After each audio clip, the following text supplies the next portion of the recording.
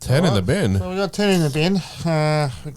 Got our own fearless leader here. We're going to ask tonight. Yeah, stitched up. All right. So number one, what is your favourite way to de-stress? Oh, that is a good one, actually. Obviously, spend some time with the wife and the kids. No matter how bad your day is, and you come home and you've got kids that appreciate you. Well, I've got 4 kids, 2 step-kids, but in my eyes, they're my kids. Well, half of them are adults. Yeah, but, they're still, in my eyes, my kids as well. I come in when they were at a young age and see them as my own. So I've got 4 kids and a lovely wife. So... and a new grandchild on the way. I was going to say, yeah, and a pop to be. Yeah, the 3rd on the way. Yeah. So, yeah, we like to breed up this way. Congratulations. Thank you. But, yeah, coming home knowing that you're appreciated and, that's why I go to work is for the family and to give them the best life I can. That's a good way. But also, hanging out with you blokes and doing the show each week, and that is another way. But yeah, what about on Saturday after the game? You need to de-stress. No, I'll be fine because you'll de-stress me. But yeah, no, I'll wear nothing but a Penrith jersey. Yeah, no. Once again, only nothing but a Penrith jersey. That's it. Yeah, once again, you're in luck. Yeah, long overdue holiday needed for me and the lovely wife, so that'll come up soon. All right. Okay. Well, number 2, who is your favourite player from any team of all time and why? Favourite player of all time? Oh, that's a hard one. Not really. I reckon I know who you're going to say. Who? Chief. It would be from my childhood, Chief Harrigan, without a doubt. Back in the day, Eric was Chief. Hence, my obsession with number 10, my lucky number, and then I was 10 in all my sport and things as well. Yeah, then it was Matty Parsons. I played basketball with Matty, Benny Cross, all these players I liked left the club. Sione Mataudia, they all, I followed them, they left the club, so there was a bit of a jinx. David Clemmer. But yeah, at the moment, obviously really good friends with Kurt Mann and Brady Jones and got a lot of time and respect for them. Yep. But Tyson Gamble and Leo Thompson really, at the moment, really impressed with them. They're pulling your heartstrings at the moment, are they? Yeah, but if it was from another club, I've got a soft spot for James Fisher-Harris. I just appreciate good football. They mightn't have the flair or lair like Cleary or whatever, but they do the stuff behind, just do all the hard yards. Yeah. All right, good answer. Number 3, if you could start your own team, who would be the first 3 players you'd pick and why? Oh, fullback would have to be a toss-up between Lockie Miller or Dylan Edwards. I know a lot of people would say, like, MG, Pappenhouse, I like the way Dylan Edwards defends. And you see him behind the line, he's barking orders, and, that's my type of fullback. I like that. Then you couldn't go past Cleary, to be honest. And then probably Appy Coruscant. You just want a good spine, so you'd probably start off with that. Yeah. Yeah, I'm sure a lot of people, if you ask the same question, would probably all throw that in as well. Anyway, we'll head on to number 4. What NRL merchandise would you like to see on the market for supporters to purchase? I'd like to see more Anzac jersey, especially from the Knights. And it's no secret, I'm a big believer and I'd like to change our jerseys up to away being not white, whether it be more red than blue, like the reverse kind of thing to our jersey. But I love black, so I'd love to see a black version, but it would never happen. But yeah, I'd like to see more Anzac jerseys. Yeah, probably some good flags. So like a Dark Knight, maybe. Yeah. That's an idea. I like that. Yeah. Yeah. Okay. Number 5. If you could go back in time, would you be a footy player, or is basketball always your first go-to because of your height? Well, I actually played basketball for a long time. And I loved it, to be honest. I'd love to be a footy player. I love me footy. Oh, mate, that's a tough one. I'd love to run out for the Knights, even just one game, but imagine playing for the Chicago Bulls or something like that. You know what I mean? Like, that would have to be... Yeah. So Luke Longley would have been one of your favourites? Nah, Dennis Rodman. Dennis Rodman? Dennis Rodman and Kevin Johnson from the Kevin Phoenix Johnson, Suns. right. But yeah, Dennis Rodman, huge Dennis Rodman fan. Okay. We saw Shaquille O'Neal's bum yesterday. Yeah, we did in a movie. What was Watching a movie. Okay. Uncle Drew, I think Uncle it was Drew, called. yeah. Basketball movie. But I tell you what, if you get the chance, find a movie out there. If you're a basketball fan, it's called As Bad as I Want to Be. As Basil, okay. It's the Dennis Rodman story. It's an actual movie, but it's the Dennis Rodman story. I tell you what, it's absolute. Yeah. Well, just getting off the topic, what do you think of The Last Dance with Michael Jordan? Did you watch? Yeah, watch bits of it. Got bored after a while, but yeah. Okay. All right, we'll head on to number 6 here. Do you enjoy having rivalry in the house with a Panther supporter, or would you prefer all Knight supporters? No, I really enjoy it, to be honest. I don't. Well, I haven't really had much of a chance to beat them much, but when we did or tied, I don't rub it in too much. But it's a good rivalry. It's a fun. I mean, if we ever got to a grand final, Knights versus Penrith, I tell you what, we could make a TV show out of it. It would be interesting, I tell you. But it's always a good trip home. We go down to Penrith and even the night we got our asses handed to us by 40-something points, I believe. Yeah, but you were happy because you got someone's jersey. Yeah, I got Sioni's jersey, but, it was still a good trip. And, you make... Like, we went through 3 or 4 years of wooden spoons, but you make your fun out of it regardless. And there was one year that we'll, believe it or not, we'll fight Penrith out for the last position. 2015. And, we made fun out of that. It's...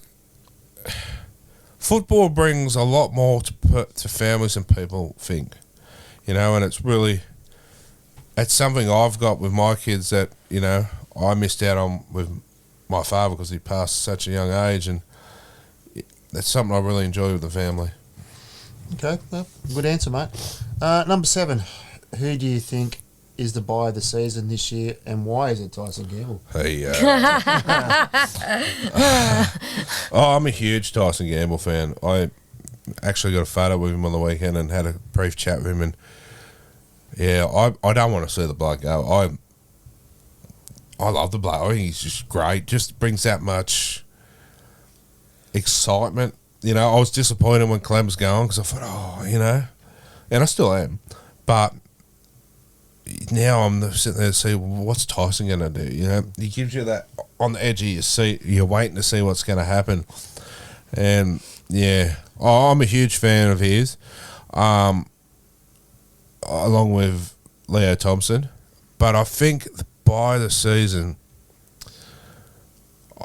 could be Lockie Miller, to be honest. Gamble's my buy of the season. I'm glad we bought him, but from a team's point of view, I think it might be Lockie Miller might have just pipped him and Jackson Hastings at the... all three of them has been phenomenal for our club. But, I'll say all three. I'll give them all three. They've been the buy of the season for us, but, I guess there's some others out there too, but, I just think what they've brought to our club has been second to none. Yeah, well, I can certainly see the smile on your face this year with those three, being at the club. What they've done so far. So. I just love the mongrel and the passion in Gamble. Like we talked about before, where players with Elliot that love the club and want to play for the logo. Tyson's one of them. I spoke to him there at training before the season kicked off. I said, mate, how you find it in Newcastle? Well, it was just a brief chat. He said, mate, love it. He said, love the town, love the beaches, and he said, I love the fans. He said, don't want to be anywhere else. Yep. Give him the lighthouse. I don't care. Give him what he has to stay. Keep him here. All right. Well, again, we'll move on to number 8. What free foods and drinks would you like to see at the Knights Stadium on game day? Oh, Harry's Schnitzels. I kid you not. Like, you pay a fair amount for cold dogs there at the moment. I won't call them hot dogs because they're not hot. And I think you get Harry's Schnitzels in there for around the same price, I would be. Better food, better quality, more enjoyable, and just absolutely beautiful. So we have 1 Harry's Schnitzels, Krispy Kreme donuts. Well, they're across the road, so that's okay. Yeah, but these ones could be a little bit more fresher, or even I'll go as far as, and we'll cover it when we go down to Penrith, toasted sangers. They have toasted sangers down there. I tell you what, they are absolutely beautiful. But my issue is the nights you go in, you can have a hot dog, you can have a hamburger, or you can have chips, pretty much. That's it. Where are the corn jacks that they used to have? And have a variety. So I want Harry's to be back in there. I reckon we've got to start a petition about getting Harry's in there. Yep, I'm 100% behind you on that one. Harry's Schnitzels, check it out. Yeah. All right. Again, good answer there. But we probably all expected that anyway. Oh, I love them. Yeah. Number 9, and this one cracks me up actually because I'm interested to see what it does. What does Crazy Lady do that annoys you the most? Breathe. Where do I start? I breathe. Nah. I don't think there is anything, really. Stop lying. Pretend I'm not here. I honestly can't think. No, I don't think there really is. Oh. Something back in time, maybe, or... Nah. I honestly can't think of any. Oh, she does nag me about leaving me clothes on the floor, but that's about it. That's just... So you love it when I sit on the bottom of the shower and Oh, hang on. All right, we'll go there. All right. Hang on. This Obviously, is she's... R-rated, sir.